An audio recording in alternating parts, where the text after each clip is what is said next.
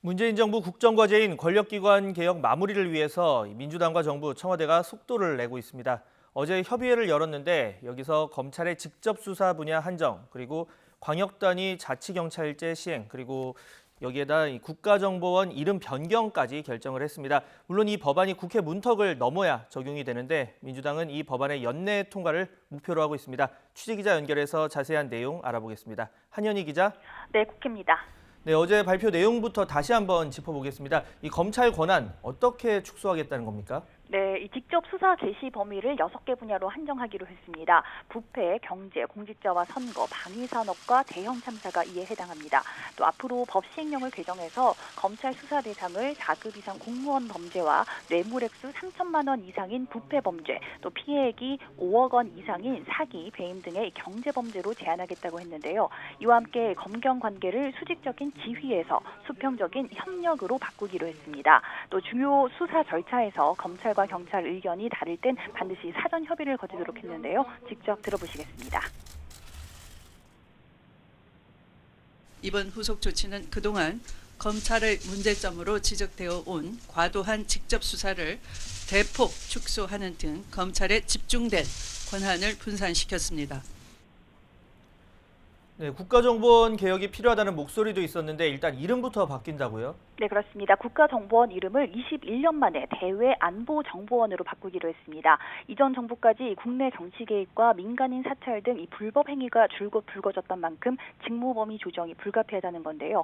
앞으로 국정원의 역할을 사이버, 경제안보 업무와 북한 정보에 특화하고 간첩 등 이 국가보안법 위반을 수사하는 대공수사권을 경찰로 넘기기로 했습니다. 또 감찰실장 직위를 외부에 개방하고 국회와 감사원 감시를 강화해서 조직 투명성도 높이기로 했습니다.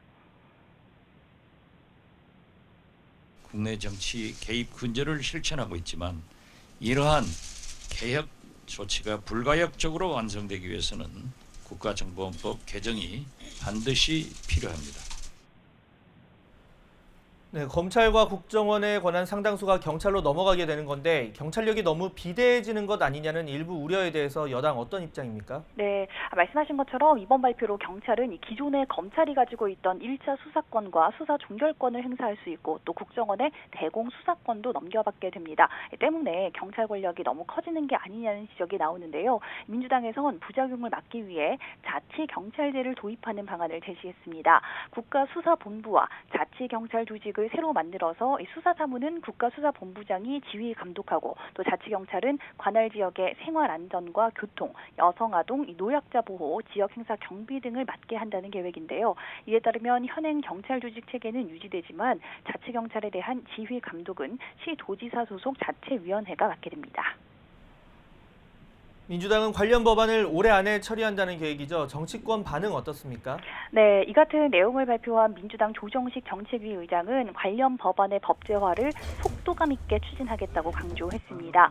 권력기관이 과거로 회귀하는 일이 없게 하겠다는 건데요. 민주당은 이후 권력기관 개혁은 시대적 소명으로 개혁이 차질 없이 이루어질 수 있게 하겠다고 강조했습니다. 하지만 통합당은 어제 당정청 회의를 검찰총장을 허수아비로 굳히기 위한 작전회의였다고 꼬집었습니다. 청와대와 민주당이 원하는 모든 것을 하는 민주주의를 가장한 일당 국가라고 비판하면서 이 발표안을 검찰총장을 식물로, 검찰을 행정공무원으로 고착화하는 것이라고 지적했는데요. 정의당은 검찰과 국정원의 권한을 축소하는 방안에 대해서는 환영의 입장을 밝혔습니다. 다만 광역단위 자치경찰제에 대해서 한 지붕 안에서 칸막이만 치는 무늬만 자치경찰에 불과할 수 있다며 우려를 표했습니다.